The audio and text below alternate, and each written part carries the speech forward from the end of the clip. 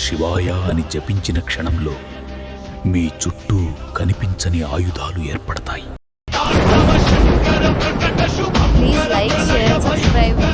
నా గర్జన వినగానే దిక్కులు కంపిస్తాయి, చీకటి చీలిపోతుంది.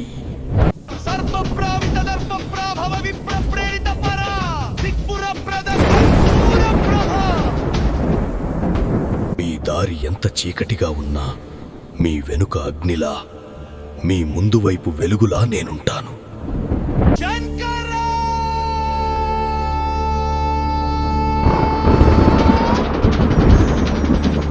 మీ కన్నీటిని శక్తిగా మార్చేది నేను, మీ మౌనాన్ని గర్జనగా మార్చేది నేను.